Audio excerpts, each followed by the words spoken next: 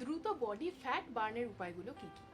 মোটামুটিভাবে কোনো রেস্টুরেন্টে গিয়ে দুটো চিজ বার্গার, একটা পেস্ট্রি, ফ্রেঞ্চ ফ্রাই আর একটা কোল্ড ড্রিঙ্ক খেতে আমাদের খুব বেশি হলে মিনিট 20 মতো সময় লাগে। এবং আমরা জানি যে এতে করে নয় নয় করে প্রায় 1000 কিলো ক্যালোরি আমরা একবারে নিয়ে ফেলি।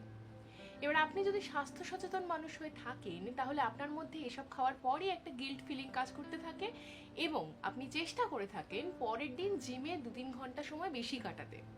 গল্পটা চেনা লাগছে তো? ঘাবড়াবেন না, এরও একটা উপায় আছে।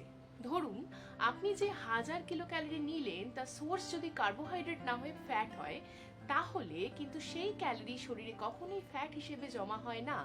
বরং আপনি লো কার্ব ডায়েটে যখন থাকেন, অর্থাৎ যখন খাবারের মধ্যে কার্বের পরিমাণ কমিয়ে প্রোটিন এবং ফ্যাটের পরিমাণ বাড়ান, তখন শরীরে কার্বোহাইড্রেটের বদলে ফ্যাট থেকে আসা এই এনার্জি প্রধান জ্বালানি হিসেবে ব্যবহৃত হয় এবং তার ফলে আপনি ইন্টেন্স এক্সারসাইজ না করা সত্ত্বেও শরীরের ফ্যাট একটু একটু করে বাড়তে থাকে। শুধু তাই নয়, এই ডায়েটের ফলে আপনার স্কিন এবং চুলও ভেতর থেকে হেলদি থাকে।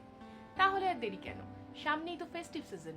আর হ্যাঁ, কার্বোহাইড্রেট, প্রোটিন এবং ফ্যাটের সোর্স কি সেটা নিয়ে আমি অলরেডি অনেকবার অন রিকোয়েস্ট রিল পোস্ট করেছি, তাই সেটা নিয়ে যদি কিছু জানার থাকে প্রিভিয়াস রিলগুলো প্লিজ চেক আউট করুন। Thank you. সুস্থ থাকুন, ভালো থাকুন।